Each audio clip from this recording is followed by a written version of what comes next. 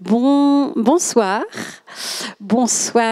mesdames et messieurs de tous âges. Ça fait plaisir, le mélange des générations qu'on constate particulièrement cette année sur cette édition des rencontres Michel Foucault qui nous ont vraiment fait remuer notre cerveau et notre capacité à s'engager et voilà, à se questionner, à savoir où vont nos colères, nos indignations, nos valeurs. C'était vraiment passionnant. Vous avez été 2200 personnes, tout confondu, entre les propositions artistiques, les tables rondes, les débats et les conférences, à fréquenter cette édition des rencontres Michel Foucault, qu'on a donc le TAP, la scène nationale de Grand Poitiers, et l'Université de Poitiers avec tous nos partenaires, la Belle Aventure, l'Espace Mendes France, le Musée Sainte-Croix, à organiser tous ensemble. C'est vraiment un moment qu'on apprécie particulièrement. Donc merci d'être venus. Ça se conclut ce soir avec encore 2 rendez-vous. La conférence à laquelle vous allez assister, puis à 20h30, le spectacle Camembert le couronnement, qui est là un trait d'union entre nos 2 collaborations TAP et Université, c'est-à-dire le Festival Accord et les rencontres Michel Foucault, puisque ce spectacle qui a lieu au Plateau B à 20h30 tout à l'heure est issu d'un groupe d'étudiants de Lille, le collectif Nous Indisciplinés, qui ont créé leur spectacle dans le cadre du Festival Accord. Je vois Isabelle Lamotte qui est là. Merci également à Madame la maire qui est présente ce soir pour cette conférence de clôture, et évidemment à Frédéric Chauveau aussi qui est très très actif dans l'organisation de ces rencontres, et à toutes les équipes de l'université et du TAP qui se mobilisent chaque année. Je vais laisser la parole à Lydie Baudiou pour vous présenter la conférence. Merci à tous, bonne conférence. Merci Raphaël. Nous l'avions dit lors de la conférence inaugurale, on a pensé ces rencontres Michel Foucault avec une conférence d'ouverture qui interrogeait les passions.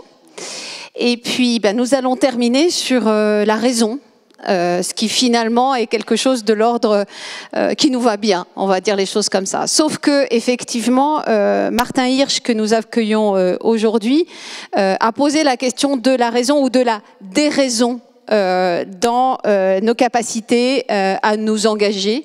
Et donc c'est ça qu'il va essayer de démontrer aujourd'hui. Alors comme c'est pas moi que vous voulez entendre, je voulais juste dire et vous présenter rapidement Martin Hirsch, mais je me doute que chacun ici le connaît, mais d'abord dire que l'on est très fiers qu'il ait accepté rapidement et avec enthousiasme de venir clore aujourd'hui les rencontres Michel Foucault. Et ça nous honore aujourd'hui de le recevoir.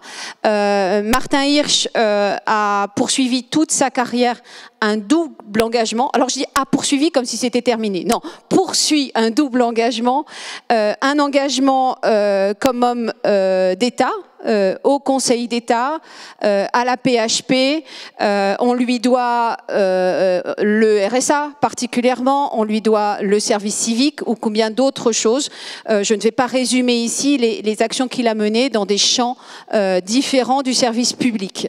Mais il y a aussi l'engagement associatif, Emmaüs France évidemment, et l'engagement qu'il poursuit aujourd'hui, au titre de l'Institut de l'engagement, qui poursuit cette carrière qui est la sienne, et finalement une carrière sur 2 pieds. Et c'est comme ça que nous avions engagé ensemble nos questionnements sur ce thème qu'était le nôtre, sur les multiples manières de s'engager et les multiples leviers à disposition, ou pas d'ailleurs, de chacun d'entre nous à des moments de la vie, et des manières de faire pour être avec les autres. En tous les cas, c'est la manière qu'il a eu de mener cette carrière qu'il poursuit. Alors, je vous remercie. Comme une guest star, nous allons accueillir Martin Hirsch.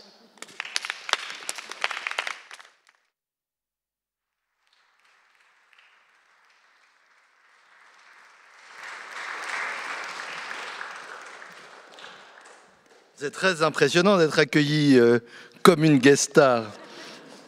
Un jour, peut-être qu'on... Bon. Non, je suis très impressionné sur cette... Merci beaucoup d'être là, de prendre votre vendredi soir. Merci pour l'invitation. Effectivement, une fois que j'ai lu le mail, je crois que je n'ai pas hésité très longtemps. Je trouvais que, d'abord, j'aime bien les événements organisés par les universités. Et j'aime bien Michel Foucault. Et j'aime bien Poitiers. Et je ne me présente pas aux élections, donc je peux le dire sans arrière-pensée.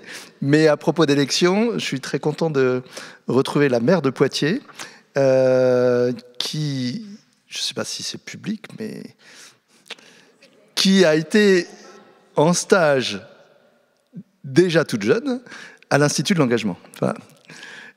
Et qui a contribué au premier pas de l'Institut de l'engagement. Normalement, si je ne me trompe pas, dans cette salle, personne ne doit savoir ce qu'est l'Institut de l'engagement. Est-ce que quelqu'un sait? Il y a une lauréate. Ah, bon, ben, elle nous aidera tout à l'heure. Voilà, une personne. Et donc, un objectif, c'est qu'à la fin de cette conférence, vous sachiez à peu près ce que c'est. Raison et déraison de l'engagement. Effectivement, comme c'était Michel Foucault, comme c'était l'histoire de la folie, comme c'était l'engagement, je me suis dit que, et comme c'était par ailleurs le cœur du plus récent livre que j'ai écrit, qui s'appelle Les Solastalgiques, là aussi on va faire un petit sondage. Le mot solastalgie, qui le connaît? Voilà. Vous êtes très minoritaire. Donc au moins, vous allez peut-être vous ennuyer, mais apprendre des choses ce soir. Hein. Institut de l'engagement, solastalgie. Et donc, ce livre est un roman, mais un roman sur les questions de l'engagement et de savoir ce que signifie l'engagement dans les temps très particuliers dans lesquels on est.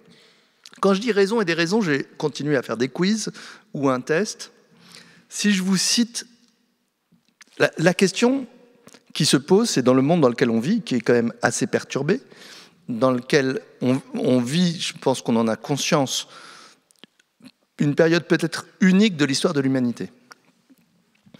On vit une période historique très particulière par rapport, si on se met juste à l'échelle des décennies, très particulière dans la mesure où, en tout cas pour ma génération, et je suis de la même génération que certains d'entre vous, qui est une génération qui a grandi et vécu dans la foulée de l'après-guerre, qui était une période dans laquelle on avait l'impression qu'on assistait à des progrès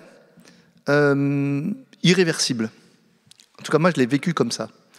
Que la démocratie, une fois qu'elle était entrée, elle restait ancrée.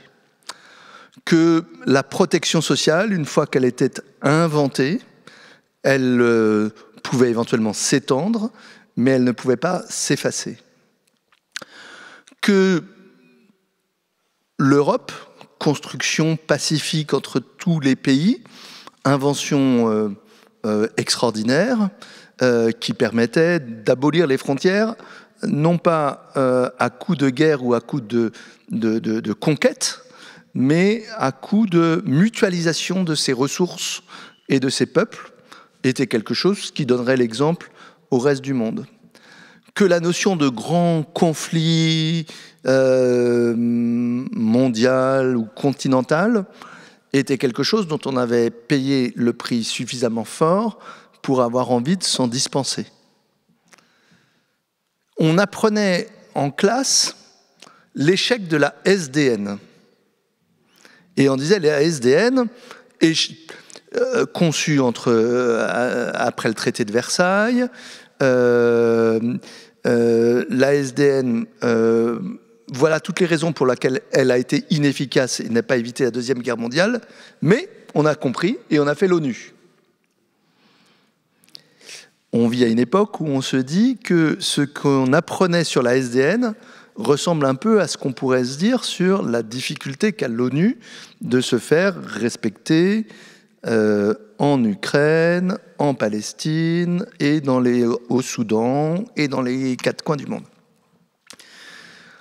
On pensait que les progrès médicaux faisaient que l'espérance de vie continuerait à augmenter.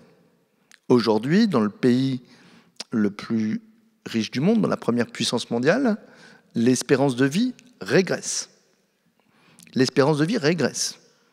Alors, elle a régressé dans beaucoup de pays pendant le Covid, mais elle régresse régulièrement aux États-Unis, y compris par des effets iatrogènes du système de santé, c'est-à-dire que l'une des plus grandes causes de mortalité aujourd'hui, c'est l'industrie pharmaceutique qui l'a fournie à travers fentanyl et autres médicaments qui sont à l'origine de 40 000 morts précoces par an. Les valeurs démocratiques auxquelles on est, beaucoup d'entre nous, attachés, on s'aperçoit qu'elles sont complètement réversibles. Donc, à l'échelle de quelques décennies, il se passe quelque chose de particulier. Mais à l'échelle de quelques millénaires, ou millionnaires, au sens du temps, il se passe quelque chose de totalement inédit, puisqu'on est à une période comme on n'en a jamais connue, et j'y reviendrai, où le risque d'impossibilité pour l'humanité, ou pour une grande partie de l'humanité d'habiter la Terre, est quelque chose qui peut se produire, et qui peut se produire à une échelle de temps extrêmement courte. Et dans ce contexte-là, on peut se poser la question de où est la raison ou où est la déraison. Et alors, je vais faire mon petit quiz. Si je prends 2 personnages, un homme bien établi, qui peut incarner ce que la société recherche, la réussite entrepreneuriale, le gain d'une élection politique dans un pays démocratique, être à la tête d'institutions, mettons dans la première puissance mondiale. Et puis de l'autre, une jeune fille dont on se demande si elle n'est pas folle, qui, quand elle traverse l'Atlantique, prend un bateau parce qu'elle ne veut pas prendre l'avion, qui est capable d'aller tous les vendredis crier devant le Parlement de son pays. Donc je vous mettais Donald Trump et Greta Thunberg, et vous vous dites où est la folie, où est la raison.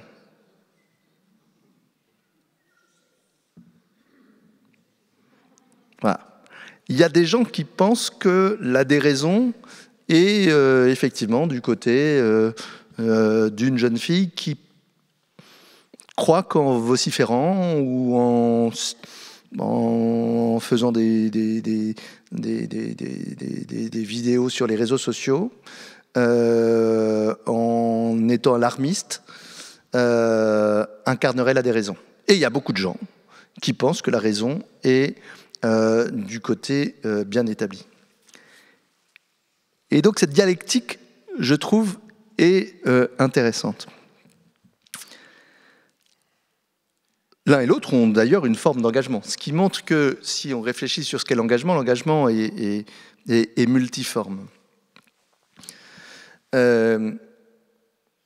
Pour ce soir, on va prendre comme idée de l'engagement ce qui fait qu'on a envie de consacrer une partie de soi-même à une cause qui vous dépasse. Pas pour son intérêt personnel. Donc ce qui fait que l'on peut donner du temps pour soulager le malheur des pauvres, pour éviter l'isolement des personnes qui le sont, pour protéger sa forêt, son quartier, ses valeurs, etc., etc. Et donc, qui fait que, un, on donne un peu de soi-même, et deux, on se met aussi un peu en risque.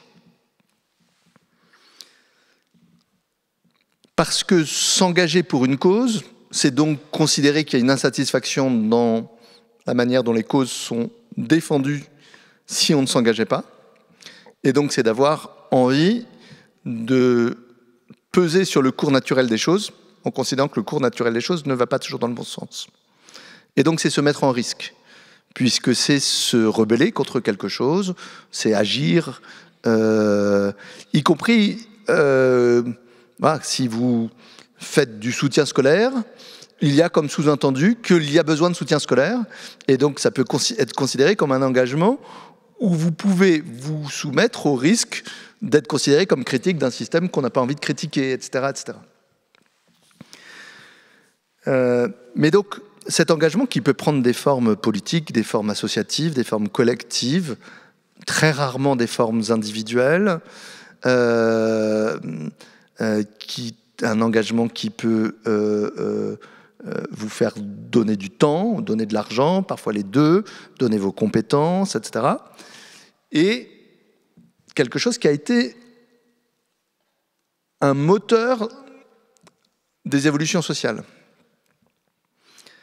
Et quand vous regardez l'histoire de l'humanité, elle est faite de personnes qui se sont engagées et qui, par leur engagement, ont mis fin à l'apartheid ici, à la ségrégation ailleurs, à la peine de mort quelque part, au saccage d'un site dans un autre endroit, et donc qui, par leur engagement, par leur prise de risque, ont permis d'aller à l'encontre du cours des choses et de créer des espoirs ou des progrès ou des institutions nouvelles. Si je prends juste l'engagement européen, par exemple, il se trouve que ça m'a touché de près, mais dans la construction de l'Europe, de l'après-guerre, il y a des personnes autour de Jean Monnet qui ont été marquées au fer rouge par l'Holocauste, qui ont perdu une grande partie de leur famille pendant la guerre, et dont le premier réflexe après-guerre est non pas « préparons la vengeance », mais « unissons les peuples » et allons tendre la main à ceux qui ont provoqué l'impensable et l'intolérable. Et ça aussi, c'est une prise de risque. Il se trouve que mon grand-père était une de ces personnes-là. Et je me souviens, quand il avait 90 ans, je lui ai dit « Mais ça ne te faisait pas quelque chose, quand même ?» Il m'a dit, à chaque fois que je serrais la main, je me disais « Ils étaient peut-être là où il avait perdu ses parents, sa sœur, ses neveux, ses nièces, ses beaux-parents, 8 membres de sa famille. » Il me disait « Ça me faisait quelque chose, mais il fallait le faire. » Ce qu'il n'avait pas dit pendant les 40 ans qui avaient précédé. L'engagement, parfois, peut ne pas être héroïque du tout. Il y a des gens qui naissent engagés, mais on peut devenir engagé sans être né engagé. Moi, je ne suis pas né engagé. Mon premier engagement est absolument pas altruiste. Je me suis engagé pour de très mauvaises raisons, que je vais vous dire ici, à condition que vous ne le répétiez pas. Je me suis engagé par amour, mais non pas du tout par amour pour une cause ou pour rien du tout. Parce que j'étais amoureux d'une fille qui ne m'aimait pas. Et qui passait ses week-ends à s'occuper de jeunes trisomiques. Et devant mes échecs pour la conquérir, je me suis dit, peut-être le seul moyen, c'est de lui dire que j'adorerais passer un week-end avec elle à m'occuper des jeunes handicapés. Et elle m'a dit, pas un week-end, ça sera 15 jours. Et donc j'ai passé 15 jours à essayer de la séduire, en vain. Mais en revanche, ça m'a changé pour toujours. Donc je lui suis très reconnaissant, pardon. C'était pour voir si vous suiviez, je vois que vous suivez et que vous êtes impitoyable, et donc je vais essayer de faire tous les accords, etc. Aussi impitoyable qu'elle, d'ailleurs. Mais bref, je me suis engagé pour de très mauvaises raisons, pour des raisons qui n'avaient rien à voir avec l'altruisme, la générosité. Je me suis engagé par un intérêt qui n'a pas été satisfait. Je le dis parce que, mon propos sera décousu, mais on construira tout après. Je le dis parce que quand on a mis en place le service civique, qui consiste à favoriser l'engagement de jeunes entre 16 et 25 ans pour une cause d'intérêt général pour une période de 6 mois à 1 an, donc qui peuvent faire auprès d'une commune, d'une association, d'une institution culturelle, d'un hôpital, etc., en France ou à l'étranger. Il y avait 2 querelles. Celle qui nous intéresse là, c'était la querelle entre ceux qui disaient « pour accepter qu'un jeune vienne faire une mission de service civique, il faut vérifier ses motivations face à l'engagement ». Et on comprend très bien le raisonnement en disant « voilà, on veut avoir des jeunes qui savent pourquoi ils viennent, qui ne le font pas uniquement parce qu'il y a une petite indemnité ou parce que ça peut les occuper, mais parce qu'ils ont envie de faire quelque chose ». Et moi, j'étais farouchement hostile à cette conception. Je disais, le succès viendra si on arrive à prendre des jeunes qui n'ont rien à fiche de l'engagement. Et notre devoir, c'est de faire en sorte qu'à la fin, ils soient convaincus de l'engagement. Parce que si vous faites le premier raisonnement, ceux qui sont déjà convaincus qu'il faut s'engager, je vous fiche mon billet, qui sont tous enfants et petits-enfants et arrière-petits-enfants de gens qui ont été engagés à travers les générations, parce qu'on peut effectivement transmettre l'engagement par l'éducation, et tant mieux. Mais si on ne s'adresse qu'à cela, on n'aura que cela, et on aura un système endogame. Et il y a une vraie raison de s'engager pour essayer de diversifier la population. Je dis juste quelque chose à vous tous, mais à la vice-présidente de l'université. Moi, il y a une statistique qui me met toujours froid dans le dos. Dans notre pays qui a égalité à tous les frontons des mairies et des écoles, dans lequel il y a un service, une éducation publique, gratuite, de la maternelle jusqu'au doctorat, où il y a des concours républicains, eh bien, si vous êtes enfant de diplômé de l'enseignement supérieur, si vos parents, l'un de vos 2 parents ont un diplôme de l'enseignement supérieur, vous avez vous-même 3 chances sur 4 d'être à votre tour diplômé de l'enseignement supérieur. Si vos parents ne le sont pas, vous avez 1 chance sur 4. 1 chance sur 4. Si je continue, donc, une inégalité extraordinaire, presque inexplicable. On peut l'expliquer, mais elle ne va pas de soi. Par ailleurs, cet état de fait dure depuis des années sans s'améliorer. Si vous rajoutez une deuxième donnée, qui est l'écart d'espérance de vie. Si vous regardez l'écart d'espérance de vie entre une personne diplômée de l'enseignement supérieur et une personne non diplômée de l'enseignement supérieur, l'écart d'espérance de vie est de 8 ans. 8 ans. Alors, ce n'est pas simplement que le diplôme est bon pour la santé, c'est plus compliqué que ça. Mais vous prenez ces 2 données-là, Et vous avez une première explication des difficultés qu'on peut avoir dans une société comme la nôtre. Et vous pouvez avoir immédiatement, s'il vous en manquait, des raisons de vous engager. Des raisons de vous engager.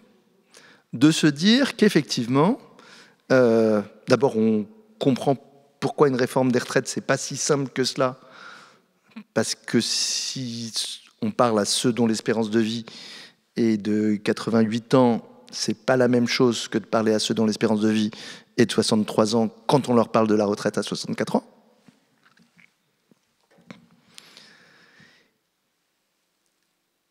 Et vous comprenez qu'effectivement, une société ne peut pas tenir si une partie de la population a conscience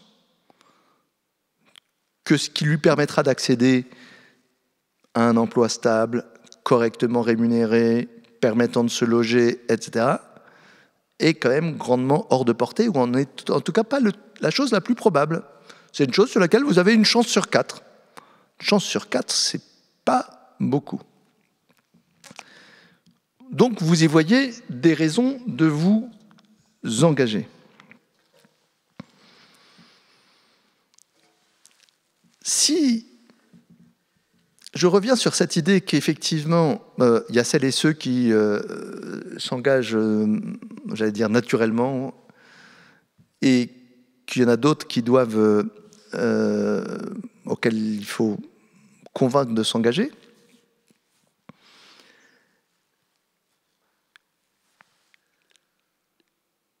Et que plus on s'engage tôt, plus on a de chances de pouvoir rester engagé longtemps, plus le fait que l'engagement, dans les raisons de l'engagement, avant de venir aux déraisons, il y a une chose qui est une vertu absolument extraordinaire. Toutes les causes que j'ai évoquées tout à l'heure, ou tous les périls que j'ai évoqués, et dont la symétrie sont des belles causes, défendre la démocratie, défendre les droits de l'homme, défendre l'environnement, défendre l'égalité des chances, défendre la culture, défendre la lutte contre l'isolement, l'accompagnement des vulnérables, etc., etc. S'y impliquer a une conséquence, c'est qu'on se sent utile.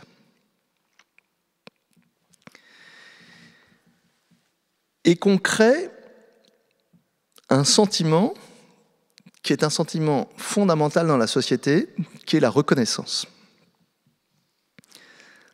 Souvent, on a parlé d'une société de la connaissance, ce qui est tout à fait un objectif non seulement louable, mais indispensable, et c'est à ça que sert l'éducation, y compris l'enseignement supérieur. Mais il y a aussi besoin d'une société de la reconnaissance. Il y a un besoin de reconnaissance qui est gigantesque. Rarement assouvi, gigantesque. Et il y a un certain nombre de personnes qui n'ont jamais accès à cette reconnaissance. Moi, ça m'a beaucoup frappé en voyant les jeunes qui faisaient leur service civique, et donc, parmi eux, beaucoup d'entre eux qui avaient eu des parcours heurtés, ou des parcours ratés, ou des parcours meurtris et meurtrissants. Et quand on leur demandait, et quand on discutait avec eux de ce que leur apportait un service civique, où ils allaient apporter les plateaux repas à des personnes âgées isolées, où ils allaient, dans les services d'urgence, aider ceux qui arrivaient et qui étaient perdus parce que je suis un peu âgé, je suis tombé du trottoir, les pompiers m'ont conduit au service d'urgence, je suis un peu désorienté, je voudrais prévenir ma fille, mais j'ai perdu son numéro, mon portable n'a plus de batterie, etc. Si vous demandez à l'infirmière de recharger la batterie, de trouver le numéro, d'appeler la fille, etc., elle a autre chose à faire.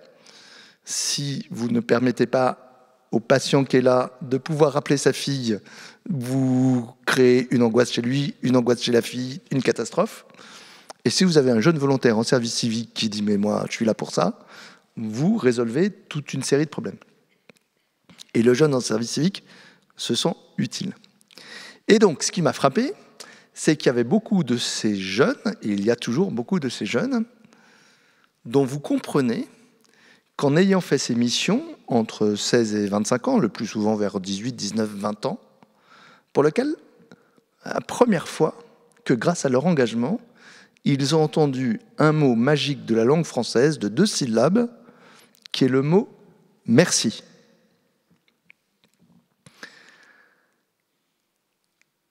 Et il faut imaginer ce que c'est de ne jamais avoir entendu « merci ». Et il faut imaginer que quand on a entendu « merci » 1 ou 2 fois, ça peut devenir une accoutumance. On peut rechercher le merci. Et c'est une quête qui n'est pas du tout problématique. On cherche le merci, donc on a besoin de se sentir utile, etc.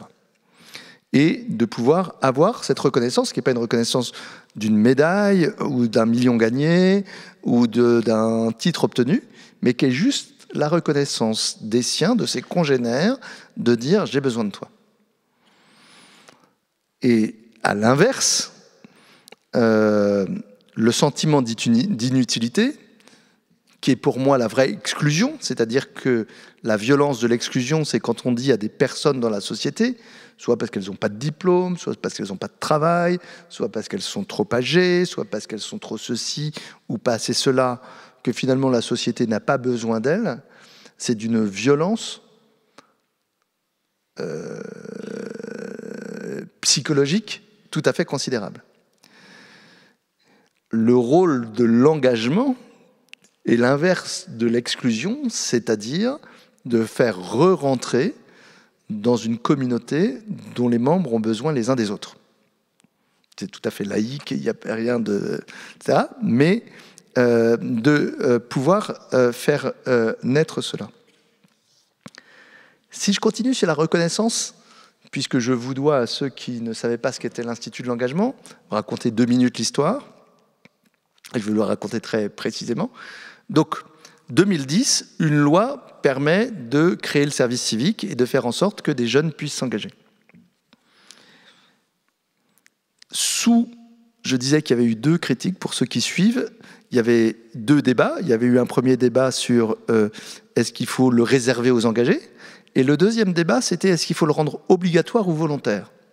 Et il y avait une partie de gens, en général pas très jeunes, qui étaient pour le rendre obligatoire au motif que les jeunes sont tous égoïstes, individualistes, passifs, et quelques autres qualificatifs de cette nature.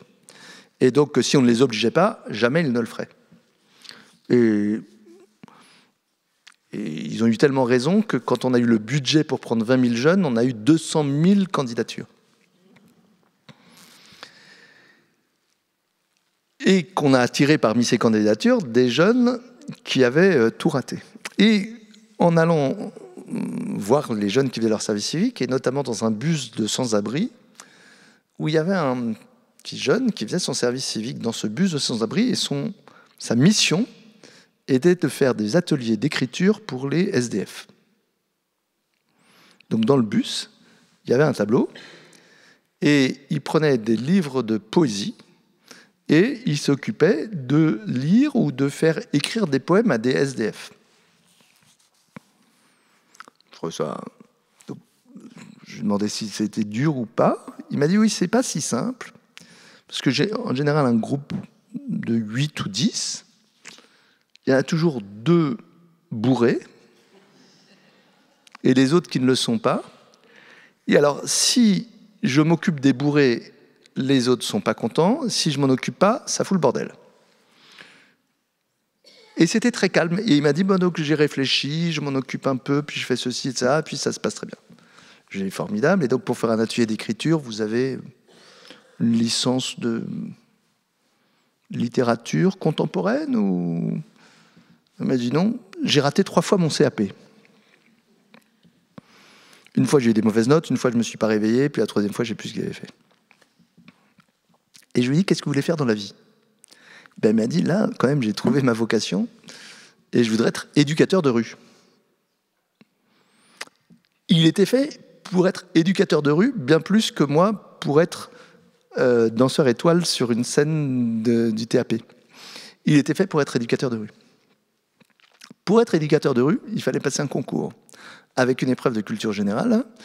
Et j'ai vu une fois, au programme de ce concours, il fallait citer des présidents du Conseil sous la 4e République. Là, devant ce public, je sais que vous sauriez. Il n'y en a pas tant que ça, hein, des présidents du Conseil sous la 4e République. Bref, je me suis dit, avec quelques autres, si on ne fait rien, ce jeune-là, comme beaucoup d'autres, se retrouveront après comme ils étaient avant. Et donc ils perdront cette habitude qu'on leur dise merci, ils perdront la reconnaissance, et donc il faut reconnaître leur engagement. Et avec ça, on s'est dit on va copier les autres. Que font les autres? Ils font des concours, ils font des promotions dans des écoles, etc., etc. On va faire la même chose avec nos jeunes du service civique. On va leur faire passer un concours. Mais pas un concours où il faut éliminer les autres, un concours où on peut retenir celles et ceux dont on pense qu'on pourra les aider. C'est-à-dire, j'ai un projet, je veux être éducateur spécialisé, je suis fait pour ça, je ne peux pas passer le concours de culture générale, eh bien, on est allé négocier, et puis on a obtenu que soit modifié un arrêté au journal officiel sur les modes d'entrée dans les écoles du travail social, permettant, par rapport aux voies où on passe son concours avec son écrit, son oral, qu'il y ait une voie réservée aux volontaires en service civique ayant réussi le concours de l'Institut de l'engagement. Et le concours, on l'a monté sur projet, motivation, personnalité. Pas du tout. On posait des questions qui permettent de contourner les problèmes de barrières. C'était assez amusant parce que dans les questions, il y avait quelles sont les personnes que vous admirez le plus. Et moi, je m'attendais à ce qu'ils répondent, je sais pas quoi, Gandhi, Badinter, puis qu'ils expliquent pourquoi ils expliquaient ces grandes figures. Et souvent, ils écrivaient, ils disaient, la personne que j'admire le plus, c'est ma mère. Elle a beaucoup travaillé, elle m'a élevé, et faisait des tas d'efforts, etc. C'est mon papa qui a fait ceci et ça, qui se levait très tôt. Et je me disais, mais ils sont quand même niais. J'étais hyper déçu. Et puis je me suis aperçu que je venais de publier un livre qui s'appelait La lettre perdue, qui était un livre que j'avais écrit pour expliquer que mon père était la personne que j'admirais le plus. Je me suis dit, mais en fait, ils sont aussi niais que moi. Bon, je vais essayer de ne pas me considérer comme niais, et je me suis dit, mais en fait, c'est très amusant. J'étais moi-même déformé en considérant que quand moi je parlais de mon père, c'était extraordinairement intellectuel, et quand eux en parlaient, c'était bêta. Et tout ça pour vous dire que l'engagement, c'est aussi essayer de s'adapter, de comprendre ce que peut être le besoin de l'autre. Et bref, on a monté ce concours, on reçoit 700 jeunes par an, on en accompagne 1100 en plus chaque année, et on a fait ouvrir les portes de Sciences Po, d'HEC, des écoles de travail social et de beaucoup d'établissements très sélectifs qui ont reconnu l'équivalence de ce concours comme l'équivalence de leur admissibilité et qui font qu'ensuite le taux de réussite est de 94%. On n'y est pour rien, c'est pas nous qui rendons les jeunes intelligents, ils le sont déjà, c'est juste qu'on a considéré que notre engagement, c'était qu'il pouvait y avoir un mode de sélection qui ne repose pas uniquement sur les mêmes 10% de zones du cerveau, mais qu'on pouvait s'ouvrir sur quelques autres zones du cerveau, celles où peut se trouver l'inventivité, l'innovation, l'empathie. Un moment sur l'inventivité. La phrase la plus profonde que j'ai entendue sur le système scolaire, c'était de la part d'un syndicaliste sud à la PHP lors d'une instance, qui m'a dit: le problème du système scolaire ou de l'école en France, c'est qu'on sanctionne les trous de mémoire, mais jamais les trous d'imagination. Et je trouve que c'est... Alors, c'est quelqu'un qui aimait le service public et l'école. Mais je trouve que ça dit beaucoup, là aussi, sur une raison de s'engager pour faire en sorte qu'on puisse tout à fait sanctionner les trous de mémoire éventuellement, ou en tout cas encourager la mémoire, mais également encourager l'imagination qui permet d'avoir envie de s'engager. Si j'en reviens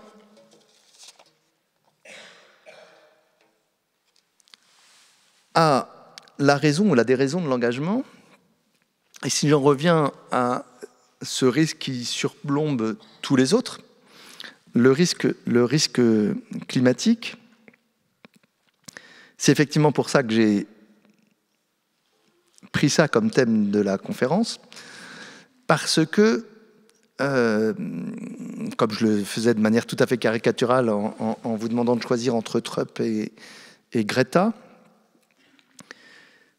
on vit dans une période où ceux qu'on considère comme raisonnables, c'est-à-dire qui perpétuent un modèle économique, un certain modèle de décision, un modèle d'organisation de la plupart des activités humaines, le commerce, le transport, etc., sont considérés comme raisonnables. Et on pense que les autres, c'est des aspergeurs de soupe dans les musées, voire des écoterroristes. Un petit mot sur écoterroriste. Je le prononce exprès, parce que c'est un des mots qui me choque le plus dans le vocabulaire français. Vous avez vu que j'ai des mots que j'aime. J'aime merci. J'aime pas écoterroriste. On est le 15 novembre aujourd'hui. Moi, je me souviens du 13 novembre 2015, où j'étais directeur des hôpitaux de Paris, et où on a été confronté et on a reçu les victimes du terrorisme qui avaient survécu. Et j'ai vu un engagement extraordinaire des chirurgiens. Une petite parenthèse. Y a-t-il des chirurgiens dans la salle? Il n'y a pas de chirurgiens dans la salle. Donc je peux dire du mal des chirurgiens. Les chirurgiens ont une réputation non usurpée d'être jaloux les uns les autres. Ce n'est pas un métier coopératif. Donc quand vous croisez un chirurgien, en général, il va vous dire du mal d'un autre chirurgien. Et effectivement, ils se disputaient beaucoup. Pendant la nuit du 13 au 14 novembre, les chirurgiens venaient donner appui aux autres en leur apportant leur boîte d'instruments en disant « Ah, je me suis dit que tu allais avoir des difficultés pour avoir le temps de stériliser tes instruments entre deux patients. Je suis venu avec mes boîtes d'instruments personnelles pour pouvoir t'aider. » La crise crée la solidarité. Bref, on a vu des gens s'engager face à un vrai terrorisme. Et je trouve que les mots ont un sens, et de pouvoir accoler le mot de terrorisme à de l'activisme pour le bien commun, pose un problème dans la société. Donc vous avez une raison de vous engager aussi pour éviter cette confusion des termes. Mais si j'évoque cette raison, c'est effectivement que comment peut-on faire pour que la raison change de camp? Pour éviter que l'engagement soit juste troublion ou que ne soit pas pris au sérieux et surtout soit inefficace.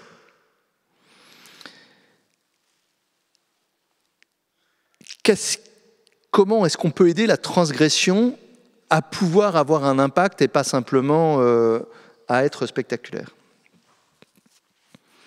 Et c'est des questions qui peuvent être taraudantes, c'est-à-dire dans le moment où on approche du point de bascule que le GIEC identifie comme étant ce moment où tout échappe et qui est très proche de nous. C'est-à-dire que avec quelques degrés de réchauffement, le niveau de la mer monte de 6 mètres. Bon, on a l'impression que 6 mètres. 6 mètres d'élévation du niveau de la mer, ça veut dire qu'il y a plus d'1 milliard d'êtres humains qui se retrouvent ne plus pouvoir vivre là où ils habitent. C'est la première chose. 1 milliard. Vous connaissez beaucoup de... On parlait des grandes catastrophes du monde. Il n'y a aucune catastrophe dans les... Mais ça veut dire qu'au XXIe siècle, d'ici 2100, il est possible de remettre en cause les conditions de vie d'1 milliard de personnes. Donc c'est des catastrophes gigantesques. Et ceci sans emballement de l'Antarctique qui fond un peu plus vite et qui provoque des changements des courants et qui provoque ceci, etc. etc., etc. En Europe, en 30 ans, vous avez 30% de la masse des insectes qui a disparu. Pas en 3000 ans, ou en 30 000 ans, ou en 3 millions d'années. Pas 3% des insectes qu'il faut aller chercher. 30% de la masse des insectes. Donc vous avez une série de transformations considérables qui peuvent remettre en cause, alors, peut-être pas comme les dinosaures, on va peut-être pas disparaître en une seconde, mais remettre en cause la possibilité que la Terre puisse accueillir les humains dans les conditions dans lesquelles elle les a accueillis au cours des dernières dizaines de milliers d'années. Et donc la question de où est la raison et où est la déraison se pose de manière très aiguë. Je vais vous donner un exemple de déraison. La Saint-Valentin. La Saint-Valentin, on a réussi à nous convaincre que pour prouver son amour, il fallait offrir un bouquet de fleurs. La Saint-Valentin tombe le 14 février. Vous avez beaucoup de fleurs dans vos jardins le 14 février, j'imagine. Donc vous avez le choix entre prouver votre amour avec des fleurs du Kenya, 500 grammes de CO2. Mais ce n'est pas la majorité. La plupart d'entre vous, si vous offrez un bouquet de fleurs à votre bien-aimé, vous prendrez un bouquet de fleurs coupé, élevé en serre aux Pays-Bas. 2,4 tonnes de carbone, le bouquet. La Saint-Valentin est en réalité un crime contre la planète.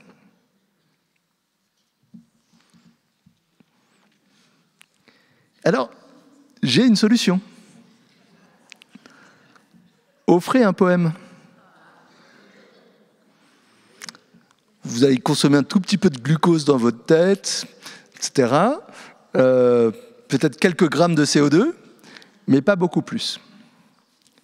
Alors pourquoi ça paraît anecdotique? Mais ça débouche sur deux choses.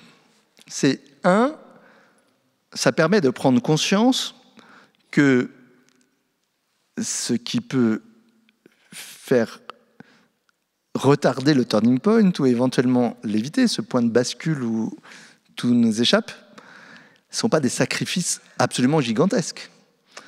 Les plus vieux d'entre nous savent qu'on savait déclarer notre amour avant qu'on décide que la Saint-Valentin était un truc qu'on fête. J'ai jamais entendu parler de la Saint-Valentin jusqu'à ce que je vois les fleuristes autour de moi en parler. Et j'ai jamais offert de bouquet à ma femme pour la Saint-Valentin, ça ne me traverserait pas l'idée. Je pense qu'on peut renoncer à la Saint-Valentin sans trop de sacrifices et sans faire diminuer l'amour.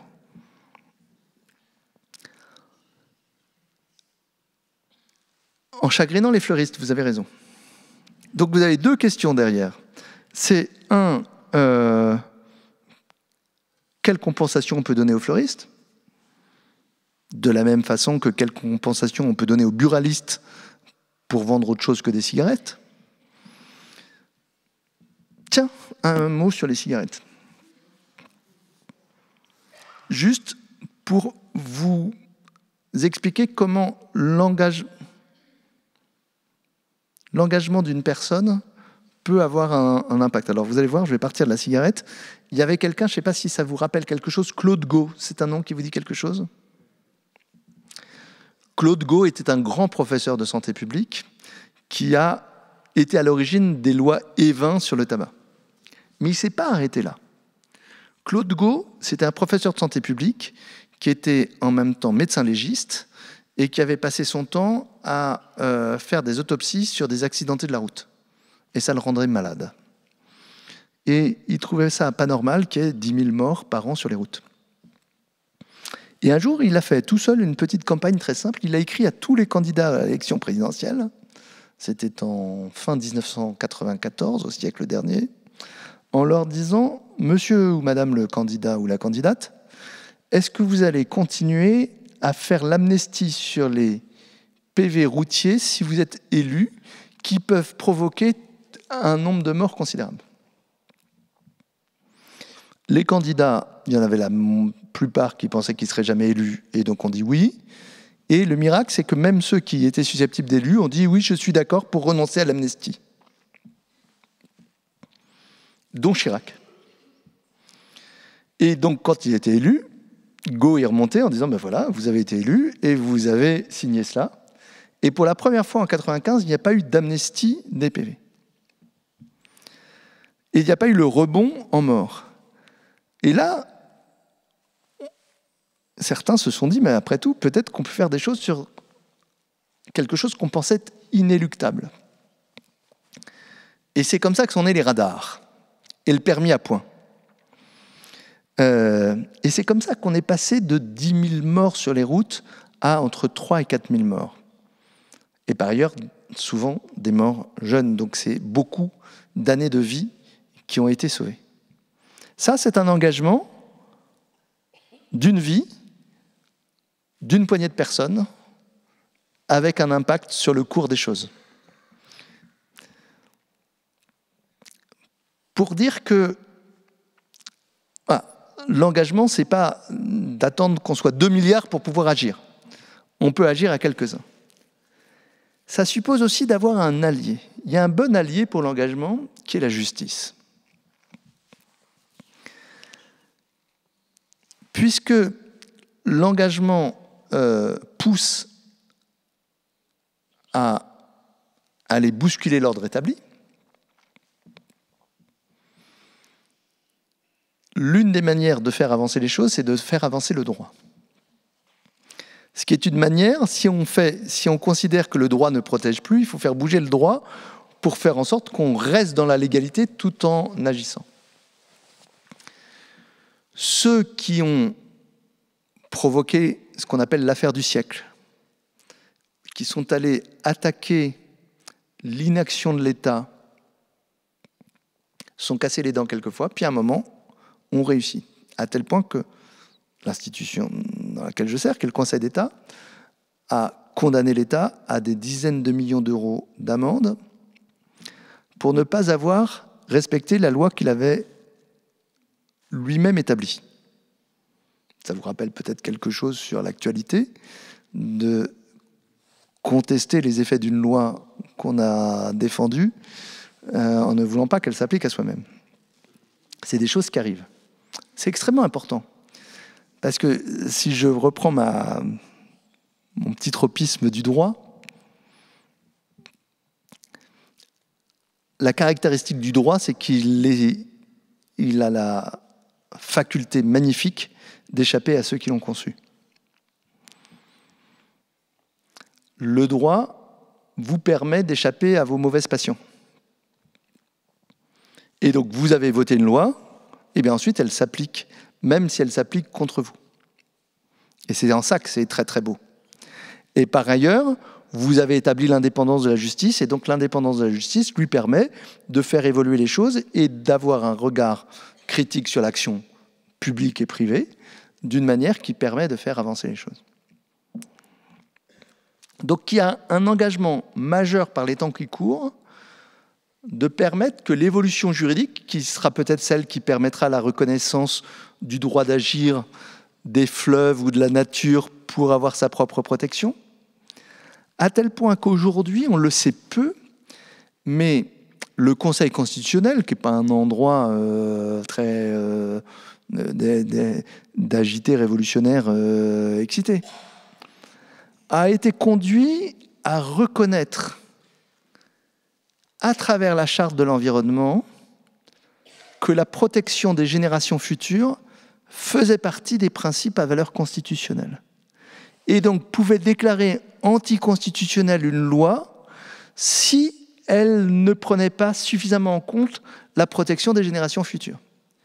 Et donc ça ouvre le tiroir qui permet de faire en sorte que la contestation de choses qui sont pourtant bien établies par la loi et par le système économique peuvent aller être combattus pour cela.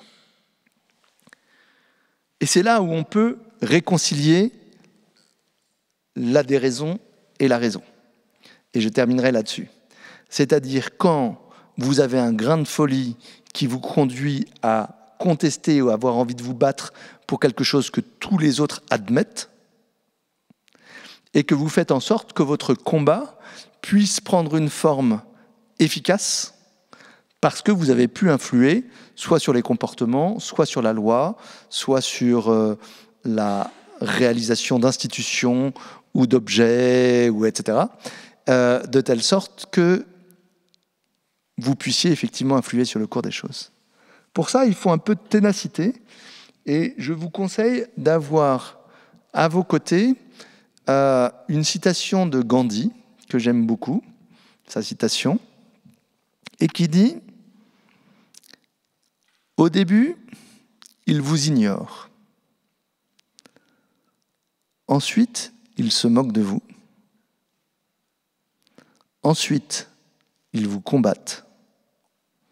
Et à la fin, vous gagnez. » Merci de votre attention.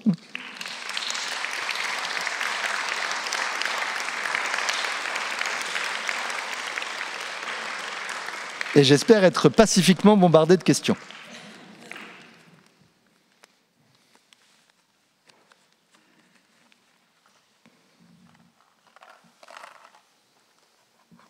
Ouais. Merci pour cette introduction. Je voudrais que vous puissiez peut-être nous expliciter davantage le rapport qu'entretient l'engagement et le pouvoir. Est-ce que vous pouvez préciser votre question ? L'engagement peut conduire à avoir du pouvoir sur les gens, sur les choses, sur plein de choses. Et donc, est-ce que le pouvoir est dangereux, c'est ça ? Je n'ai pas dit ça. Je dis quel rapport y a-t-il entre l'engagement et le pouvoir ? C'est-à-dire que tous ceux qui s'engagent ont-ils un moteur qui les conduise à rechercher le pouvoir ? Sur les choses, sur les personnes, sur autre chose. Alors, je réponds tout de suite. Je pense que l'engagement est un moteur qui conduit à avoir envie de pouvoir agir, mais pas d'accéder au pouvoir au sens traditionnel du terme. Ça pose des tas de questions par ailleurs, parce que... mais en tout cas, oui, on peut être extraordinairement engagé et avoir envie de se battre pour des causes, et de ne souhaiter en contrepartie ou en récompense ni décoration, ni levier de pouvoir, ni bureau, ni voiture de fonction, ni rien de tout cela. C'est le cas de la majorité des personnes engagées. En général, elles veulent entendre ce mot merci ou voir le fruit de leur utilité. Mais l'engagement est fait d'un fort désintéressement. Ensuite, la question qui peut se poser, c'est les conditions de réussite de cet engagement. Ils peuvent passer par l'incarnation, par la médiatisation, par un certain nombre de choses qui ont des effets bénéfiques et des effets dangereux. Et donc, le vrai engagement est un engagement dans lequel on ne perd pas le sens critique et dans lequel on n'est pas aveuglé par la beauté de son propre engagement. Par la noblesse de son propre comportement. Ça, c'est terrifiant. Et donc, le vrai engagement est un engagement qui doit être ancré dans des pratiques démocratiques. Et je le dirais d'autant plus quand cet engagement vient bousculer.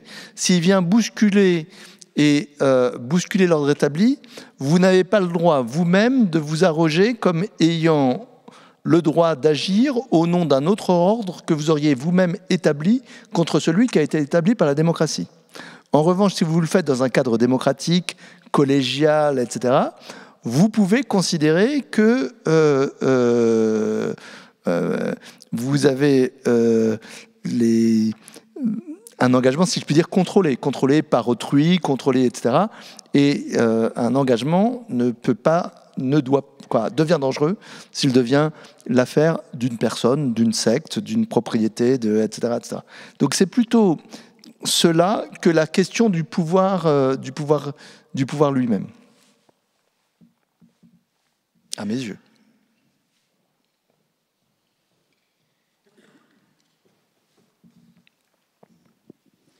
Bonjour et merci. Alors, vous avez évoqué au début de votre show, non, mais c'était à cause de la guest star. C'est un show qui fait chaud au cœur, donc on ne va pas s'en priver. Donc, vous avez évoqué le fait que dans l'engagement, on est contre le cours naturel des choses. Alors moi, cette notion de cours naturel des choses, je ne la comprends pas. Enfin, j'ai envie de dire non. C'est pas le cours naturel des choses. C'est des choix politiques, etc., qui font que les choses sont ce qu'elles sont. Il n'y a pas que le cours naturel des choses, non? Alors, bonne question. J'ai l'impression de passer mon oral de philo du bac. Et donc, je peux peut-être dire des bêtises. Alors, d'abord, les choix politiques, c'est nous. Quoi, l'État, c'est vous. Hein. N'oubliez jamais ça. Je fais une petite parenthèse là-dessus, non pas pour fuir la question, mais je pense qu'une des choses majeures dont on a oublié de se rendre compte, c'est qu'effectivement, on est responsable de beaucoup de choses. Beaucoup des solutions aux problèmes que nous vivons dépendent de nos propres comportements. Je ne vais pas revenir sur mon bouquet de fleurs, mais on ne peut pas à la fois manger des fraises en hiver et considérer que le réchauffement climatique est un problème. Même si, pardon de faire des digressions, mais j'adore faire des digressions, même si il est très intéressant de regarder ce qui explique le climato-scepticisme. Qu'est-ce qui fait que quelqu'un va être climato-sceptique ou penser qu'effectivement, il y a un vrai risque et que l'action est légitime? L'OCDE a fait une grande enquête dans 20 pays sur des dizaines de milliers de personnes et a vu que ce qui différenciait les uns les autres, la probabilité d'être climato-sceptique était beaucoup plus élevée si on habitait dans un endroit non desservi par les transports en commun. C'est très intéressant. Et donc, si vous habitez dans un endroit isolé, vous avez l'impression que les gens vous racontent que le climat se réchauffe et prennent des trucs pour vous emmerder et pour vous laisser isolé. Si vous avez un bus ou un métro en bas de chez vous, vous vous dites après tout c'est vrai et il faut faire attention et ça ne va pas me poser de problème. Et ce qu'on peut en inférer, c'est qu'effectivement, c'est utile de comprendre ce qui explique les gens avant de les juger, c'est très important. Et la deuxième chose, c'est qu'il y a une action possible. C'est-à-dire que organiser le service public des transports ou réfléchir au transport et à la mobilité a un impact sur la manière dont on pourra lutter contre. Mais si j'en reviens au cours naturel des choses, ce que je voulais dire dans le cours naturel des choses, c'est qu'effectivement, par opposition à la rupture ou au changement de direction qu'il peut...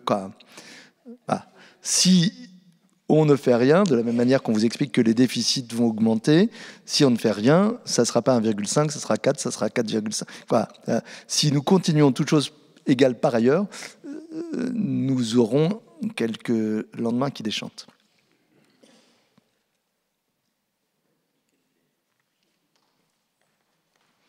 Ensuite, on demandera à la lauréate de l'Institut de l'engagement de vous expliquer l'Institut de l'engagement mieux que je l'ai fait, si elle veut bien.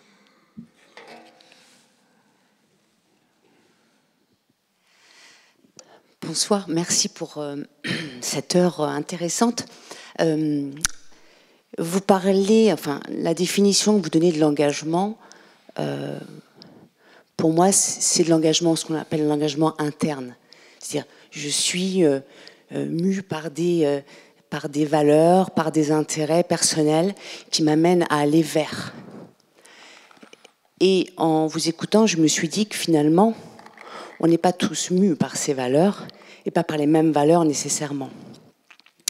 Et pourtant, on peut changer les gens.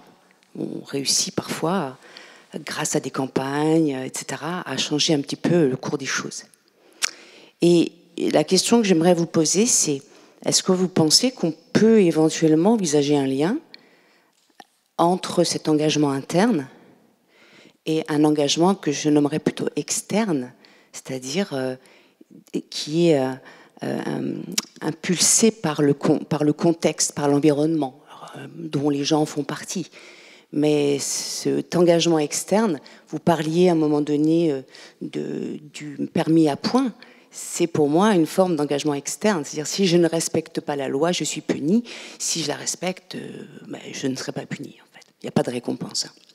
Si je conduis bien, si je respecte les règles, je ne serai pas récompensé, mais en tout cas, je ne serai pas puni.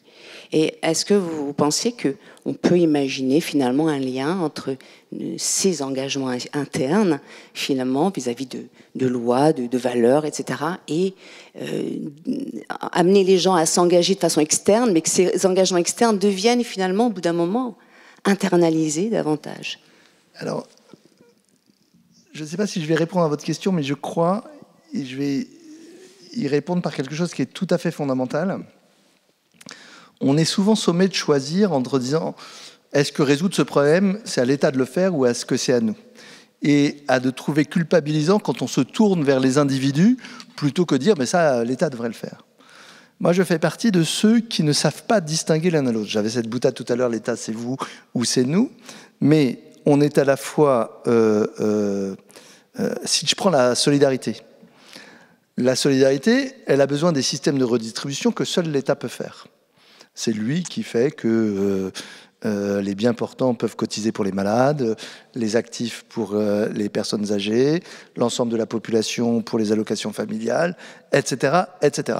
Et ça, seul l'État peut prélever l'impôt, redistribuer, définir les règles, etc., etc. Ceci ne fait pas l'ensemble de la solidarité. Si vous avez une solidarité redistributive parfaite, vous ne luttez pas contre l'isolement, vous n'allez pas empêcher toutes les vulnérabilités et vous n'allez pas faire en sorte que chacun se sent intégré ou inclus dans une communauté. Et ça, on ne va pas demander à l'État de le faire. Donc ça fait partie des solidarités qui tiennent aux engagements individuels. Quand je dis individuels, c'est hors État. Ça peut être des engagements de grandes associations, ça peut être des engagements de petites associations, ça peut être des engagements de voisins, ça peut être des engagements... Et la question, c'est comment éviter qu'une solidarité chasse l'une? C'est-à-dire que l'État prenne prétexte que les solidarités fonctionnent bien pour dire « je me retire », ou que les individus disent « ça serait à l'État de le faire, je ne vois pas pourquoi, déjà je paye des impôts et je ne vois pas pourquoi je m'engagerais ». Et donc je cultive, alors moi c'est ce que j'ai cultivé dans ma vie en ayant un engagement au service de l'État et un engagement associatif en parallèle, parce que je pense que les deux sont forcément complémentaires. Et par ailleurs, on a un impact sur les deux dépendent de nous, parce qu'effectivement, le fait qu'il puisse y avoir des normes dépend de notre acceptabilité des normes ou de ceux qu'on désigne pour aller voter ces normes. Et qu'il y a deux choses de porosité entre les deux. D'abord, quand vous regardez les grandes réformes sociales de ces dernières années, elles sont nées d'initiatives de la société civile. La couverture maladie universelle vient de ce que Médecins du Monde décide de répondre aux besoins de ceux qui n'ont pas d'assurance maladie en France et pas simplement au Biafra. Et vient ouvrir des consultations gratuites, puis met à jour le fait qu'on peut vivre dans ce pays en ayant zéro assurance maladie, que ça pose un problème alors qu'on prétend que l'assurance maladie universelle et conduit à mettre en place la couverture maladie universelle. Beaucoup de grandes progrès sociaux sont nés de la société civile. Le service civique est né d'ailleurs d'associations qui ont commencé à faire du service civil à un moment où il n'y avait pas de cadre juridique pour le faire, en essayant de bricoler quelque chose. Et les normes, pour être acceptées, ces normes qui nous contraignent, je veux dire, la contrainte marche quand il y a une certaine adhésion à la norme, y compris l'acceptation que je sois sanctionné de ne pas avoir accepté une norme. Mais la norme doit être considérée comme juste, et pour être considérée comme juste, elle doit être ancrée quelque part. Une norme qui vient prendre de face et de plein fouet et de grand vent l'ensemble de la société conduit à des mouvements de rejet de normes qui peuvent conduire d'ailleurs à le populisme, qui est la manière de dire qu'il ne doit pas y avoir de contraintes et qu'on peut tout résoudre en faisant fi des contraintes parce qu'elles n'existent pas.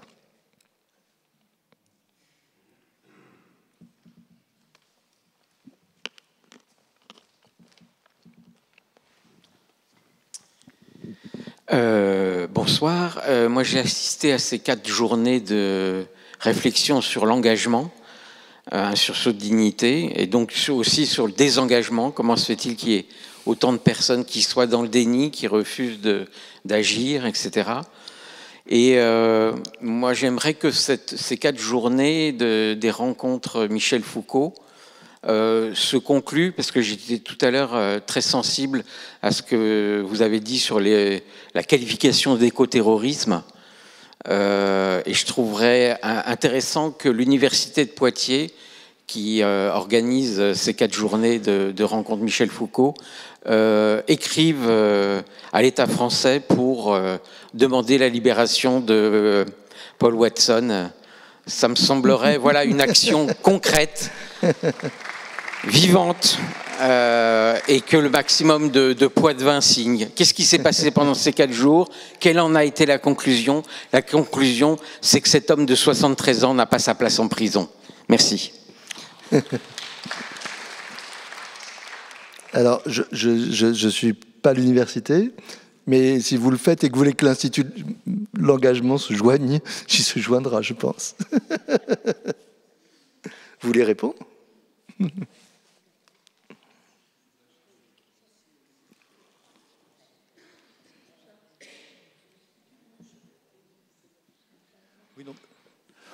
Bonsoir. Donc, alors, merci pour votre propos auquel je souscris tout à fait. Mais sur l'engagement, j'aurais deux précisions ou 2 remarques, plutôt, ou 2 questions. La première, c'est que vous laissez supposer qu'il n'y a que des engagements qui seraient des engagements positifs. Alors, comme vous avez évoqué, par exemple, les complotistes, il y a aussi des engagements qui peuvent être parfois donc l'aventure de toute une vie, mais qui ne sont pas forcément des engagements positifs. Donc, on ne peut pas sacraliser à ce moment-là peut-être toutes les formes d'engagement. Et puis, 2e question, il y a des personnes qui sont absolument admirables, qui ont un engagement perpétuel, si je peux dire, tout au long de leur vie. Et puis, il y a d'autres personnes qui ont des engagements plus ponctuels. Pendant un septennat, par exemple, bon, ils participent à telle association, et puis après ça, ils se mettent en retrait. Et donc, il y a aussi dans une temporalité de l'engagement personnel qui peut tenir compte aussi parfois des conditions de vie ou d'autres situations. Alors, oui, sur les 2 points. D'abord, effectivement, vous avez tout à fait raison sur les engagements négatifs, les endoctrinements,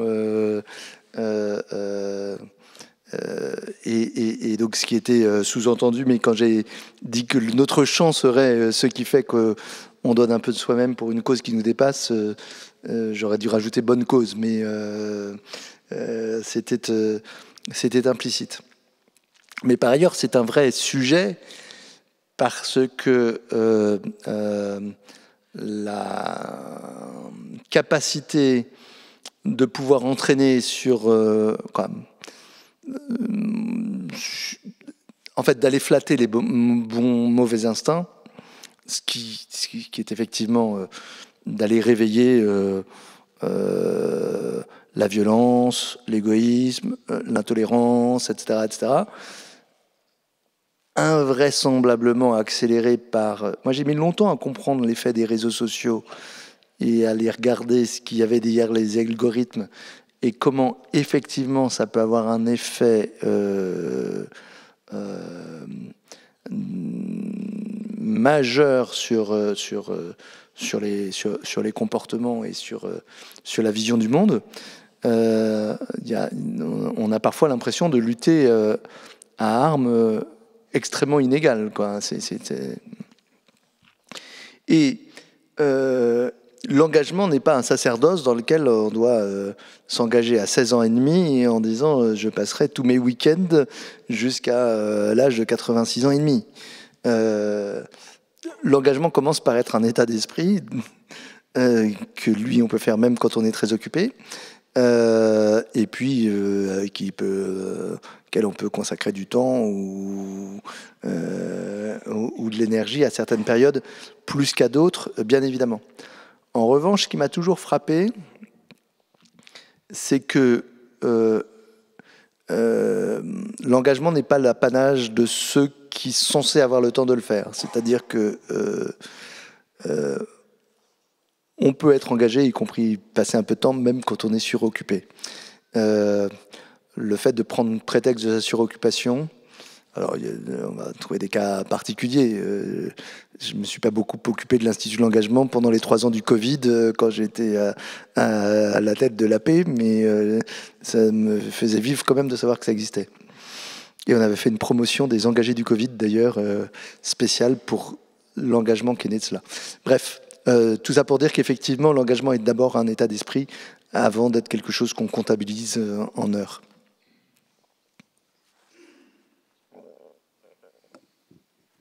Oui, bonjour, merci beaucoup. Moi, je me posais la question de l'engagement et des conditions de l'engagement lorsque des conditions vraiment objectives et subjectives ou internes et externes, lorsque l'État et ses représentants se mettent au service d'intérêts privés.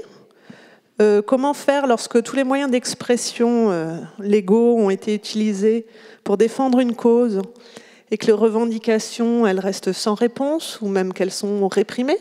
On a des exemples quand même de répression, des mobilisations sociales, de mobilisations professionnelles, dans différents secteurs. À l'hôpital, peut-être que vous connaissez bien cette question, il me semble. Mais que ce soit les mobilisations écologistes, et à Poitiers, je pense que nous sommes tous marqués par une lutte régionale et qui a tendance à s'étendre, puisque la question des méga-bassines s'étend également, enfin les projets de construction. Donc voilà, comment on fait en fait dans l'engagement quand ces possibilités d'engagement sont réprimées, quand on a peur d'aller en manifestation et que en fait on ne trouve pas les voies. Alors voilà, elles se trouvent finalement, mais elles restent quand même stigmatisées. Donc ces raisons objectives, ces conditions objectives de l'engagement, comment on fait quand elles ne sont pas réunies? Alors, effectivement, y compris dans le livre que j'évoquais qui s'appelle Les solastalgiques, j'en dis un mot puis je reviendrai à votre question. La solastalgie, c'est l'angoisse qui empêche de vivre tellement on est angoissé par le sentiment que son environnement ne sera plus celui que l'on a connu, détruit par l'action humaine. Et dans ce livre, des gens tout bien comme il faut se disent, mais face à l'impasse, il n'y a pas d'autre solution que l'action clandestine et illégale. Et se mettent à hacker les systèmes qui émettent du carbone. Donc ils commencent par les gros bateaux de croisière et les mettent en rade, et puis font les 10 plus gros aéroports du monde, les 10 plus grands fabricants de SUV, etc., en s'organisant pour faire. Et en passant des soirées entières à débattre entre eux, en se disant qu'est-ce qui a conduit à ce que je sois me mettre dans une situation d'illégalité, etc.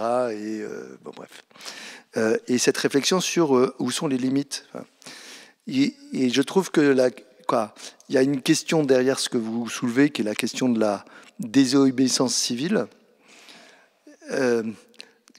qui est compliquée. Mon travail consiste à faire respecter l'état de droit. Et pour autant, je pense qu'il y a un espace pour la désobéissance civile. Et je pense qu'on manque de lieux de réflexion, parce que je pense qu'il y a une différence de nature entre effectivement le sabotage et l'action qui peut sortir des clous mais qui est légitime, et qu'il manque un espace pour permettre de voir ce qui est légitime. De la même manière que quand on regarde la plupart, j'ai évoqué les progrès sociaux, la plupart des progrès sociaux sont partis d'une anticipation de la loi, si on peut dire.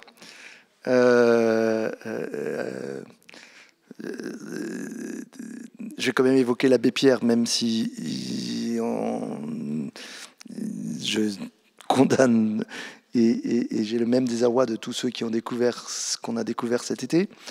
Il avait l'habitude, dans son bon côté, quand il faisait des constructions illégales pour les SDF, de dire « je ne viole pas la loi, j'applique la prochaine ». Et je trouve que cette phrase était... Et il y a beaucoup de choses qu'on peut faire. Et donc, la protection des moyens d'action, comme ça a commencé avec les lanceurs d'alerte, etc., et de trouver quoi, une société ne peut vivre que si elle a des espaces qui permettent la contestation. À condition aussi que cette contestation trouve suffisamment d'espace pour ne pas basculer dans la violence ou dans la remise en cause d'autres principes aussi nobles. Voilà. Et ça, c'est des sujets de débat qui, encore une fois, ne peuvent pas reposer sur un individu, mais sur des équilibres sociaux. De la même manière que les grands équilibres sociaux doivent être négociés entre les forces sociales, la manière dont on doit pouvoir les contester doit être aussi négociée par les différents acteurs. On ne peut pas s'auto-proclamer celui ou celle qui va bousculer l'ordre établi au détriment des lois, etc., parce qu'on a considéré qu'on avait une cause juste, ce que je disais tout à l'heure sur cet aspect démocratique. Donc il y a beaucoup de progrès qui peuvent être faits dans les deux sens, à la fois dans l'acceptation par les contestataires qu'il doit quand même y avoir un cadre conventionnel à la contestation, et dans les tenants de l'ordre établi pour considérer qu'il doit y avoir un espace pour la contestation.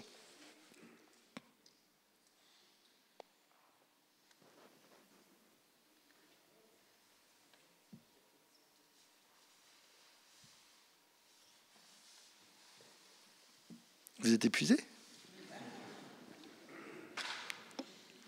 Ah oui, un petit mot sur ce que c'est d'être lauréat de l'Institut de l'engagement. Est-ce qu'on peut donner le micro ? Comme ça, tu auras le mot de la fin. Tu n'as pas du tout la pression. Il y a 220 personnes qui t'écoutent et qui vont te juger. Bonsoir. Bonsoir. Je suis très à l'aise, j'ai ma place. Oui, alors je suis lauréate de l'Institut de l'engagement depuis 2019, donc je suis considérée ancienne lauréate. J'ai donc postulé à l'Institut de l'engagement en 2019 suite à mon service civique. Je me suis engagée suite à ma licence pendant 1 an où j'ai réfléchi à ce que je voulais faire. Dans une mairie, j'étais chargée de démocratie participative et je travaillais avec les enfants, en particulier les enfants pour essayer de leur donner la parole, mais également des enfants en situation de handicap dans les écoles primaires. Alors, ce n'était pas, peut-être que je n'étais pas, comme tu disais Martin, je n'étais peut-être pas qualifiée pour être accompagnante, entre guillemets, aidante, entre guillemets, d'enfants en situation de handicap, mais c'était quand même quelque chose qu'il fallait faire et c'était très formateur pour moi également. L'Institut de l'engagement, qu'est-ce que c'est ? C'est une association qui aide à structurer les projets d'avenir des jeunes engagés et qui met en valeur leur engagement pour l'intérêt général. Et on a notamment le droit à un accompagnement individualisé une fois qu'on est admis à l'Institut. Mais c'est également un grand réseau et c'est d'abord un réseau qui nous permet de rencontrer des personnes qu'on n'aurait pas eu forcément l'occasion de rencontrer. Je sais qu'avec l'Institut de l'engagement, j'ai eu l'occasion de rencontrer des personnalités politiques, mais pas que, des artistes également, des réalisateurs et réalisatrices d'ailleurs, surtout. Je pense que je n'aurais pas eu l'occasion. Et c'est aussi l'endroit où j'ai appris, où on nous a dit d'y aller un peu au culot, justement de parler à ces personnes-là, de dire que voilà, on avait notre place et que il fallait y aller et que de toute façon, si on n'y allait pas, ils n'allaient pas venir nous chercher, quoi. Donc c'était vraiment ça qu'on a appris. Et quand je disais réseau, c'est pas forcément que des personnalités, c'est aussi des jeunes, justement. C'est surtout un réseau de jeunes qu'on a rencontrés et que j'ai rencontrés. Et c'est des personnes engagées, c'est des personnes avec qui on a beaucoup échangé. Et même si c'était en 2019, c'est des personnes avec qui on garde des liens. Et aujourd'hui, ça nous permet aussi, dans notre vie professionnelle et personnelle, d'avancer, parce que c'est grâce à eux et à leur inspiration. C'est l'inspiration qu'on a gagnée grâce à ces personnes-là qu'on a fait des projets, parce qu'il y a plein de personnes aussi qui ont réalisé des projets en commun. Pour l'histoire un peu personnelle, par exemple, moi, je suis lyonnaise de base, je suis arrivée à Poitiers pour le travail, je travaille à l'université de Poitiers. La première chose que j'ai fait, c'était de rencontrer finalement des lauréats, parce qu'il y en a quand même pas mal sur Poitiers, on n'aurait pas dit, mais il y a quand même pas mal de lauréats sur Poitiers, donc le réseau continue, et voilà, je pense que c'est tout ce que j'avais à dire. Merci. Merci.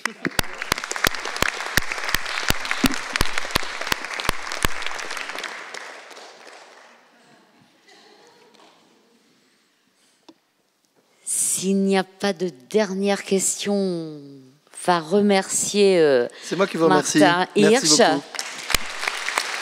Et un petit mot pour vous dire que si vous le souhaitez, tout de suite après, j'emmène Martin la dédicace donc au stand que vous avez dans le grand foyer. Voilà le stand de notre partenaire, la librairie La Belle Aventure. Merci. Merci. Merci.